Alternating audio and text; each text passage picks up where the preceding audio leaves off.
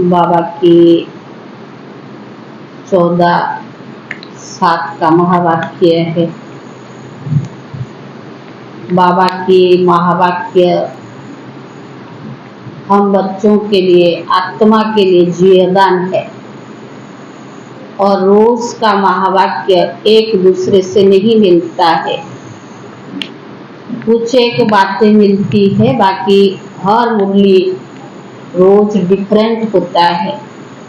आज बाबा ने सेवा के लिए तो इशारा किया है, लेकिन सेवा भी आज अलग तरीके से।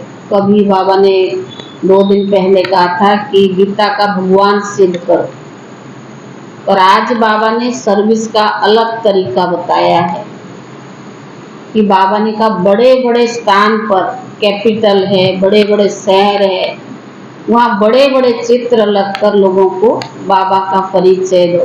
ये साकार मुरली है। उस समय बाबा सेवा के विस्तार के लिए भिन्न भिन्न प्लान या बाबा विचार निकालते थे, युक्तियाँ निकालते थे कि सेवा कैसे वृद्धि को प्राप्त करे। तो बाबा ने कहा आपस में मिलकर मीटिंग करो, विचार करो, एक स्व उन्नति के लिए साथ साथ सेवा की वृद्धि कैसे हो उसका भी आपस में मिलकर प्लान बनाओ। प्रश्न में बाबा ने कहा स्कूल वंडर्स तो सब जानते हैं, सबसे बड़ा वंडर्स कौन सा है जो तुम बच्चे ही जानते हो। बाबा ने कहा दुनिया में वंडर्स बहुत है, कैसे कैसे कलाकारी दिखाते हैं, और बाबा ने कहा जो यहाँ सबसे वंडर्स क्या है, परमात्मा ब्रह्मा तन में आकर जो ज्ञान सुनाते हैं, ये वंडर्स कोई के पास नहीं है, ये सबसे अनोखा निराला है। तो बाबा ने कहा ये वंडर्स तुम लोगों को बताओ कि परमात्मा कैसे आकर ब्रह्मा तन में आकर हमें ज्ञान सुनाकर मनुष्य से देवता बनाते हैं, ये सबसे बड़ा वंडर्स इस संगम युग का है।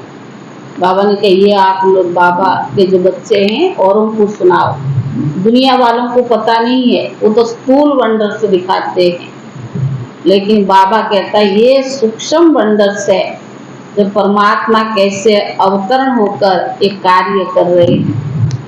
सुनते बाबा की महावाक्य। सारे मीठे बच्चे बड़े बड़े स्थान पर बड़े बड़े दुकान यानी सेंटर खोलो, सर्विस को बढ़ाने के लिए प्लान बनाओ, मीटिंग करो, विचार चलाओ। प्रश्न है स्थूल वंडर्स तो सब जानते हैं, लेकिन सबसे बड़ा वंडर्स कौन सा है जिससे तुम बच्चे ही जानते। उत्तर सबसे बड़ा वंडर तो यह है जो सर्व का सद्गति दाता स्वयं बाप आकर पढ़ाते। यह वंडरफुल बात बताने के लिए तुम्हें अपनी अपनी दुकानों का भमका करना पड़ता है, क्योंकि मनुष्य भमका यानी शो देखकर ही आते हैं। आकर्षण चाहिए ना, अट्रैक्शन चाहिए, शो देखकर ही आते हैं। सबसे अच्छा और बड़ा दुकान कैपिटल में होना चाहिए ताकि सब आकर समझे। अच्छा बच्चों को समझाया है सेल्समैन बनना है, इतना सारा समझा दिया, अब क्या करना है, सेल्समैन बनना है, अविनाशी ज्ञान रत्नों का सेल्समैन। अच्छा मीठे मीठे सिक्की ले दे बच्चों प्रति माता पिता बाप दादा का याद प्यार और गुड मॉर्निंग। रूहानी बाप की रूहानी बच्चों को नमस्ते, रूहानी बच्चों की तरफ से रूहानी बाप दादा को याद प्यार और नमस्ते नमस्ते। शुक्रिया बाबा, शुक्रिया।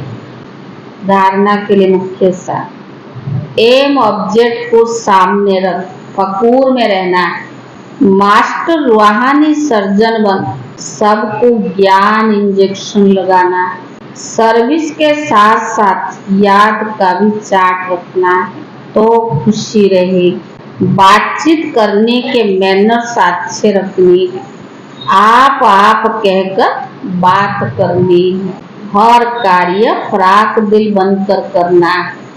वरदान, सर्व कर्म इंद्रियों को आकर्षण से परे कमल समान रहने वाले दिव्य बुद्धि और दिव्य नेत्र के वरदानी भव।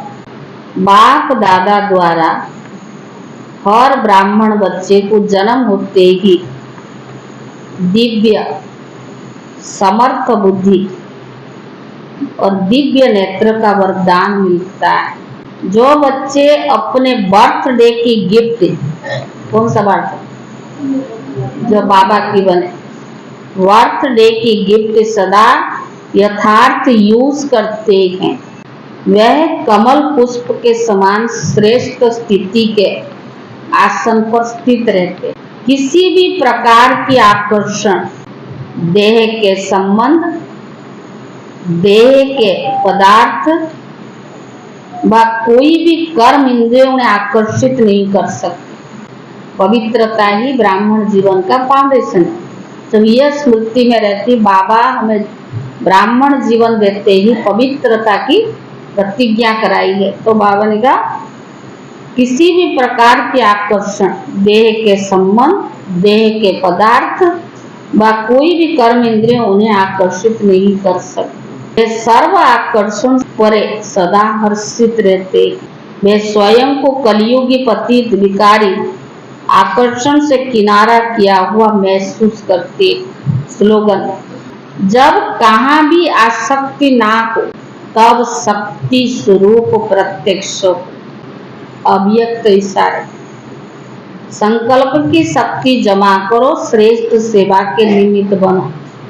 अपने श्रेष्ठ संकल्प द्वारा अन्य आत्माओं के व्यर्थ संकल्प व विकल्प की बहती हुई बाढ़ से और अपनी शक्ति से अल्प समय में किनारा करके दिखाओ। व्यर्थ संकल्प शुभ संकल्प में परिवर्तन कर दो। एक स्थान पर होते हुए अनेक आत्माओं पर आपके श्रेष्ठ संकल्प और दिव्य नजर का प्रभाव पड़े। ओम शांति।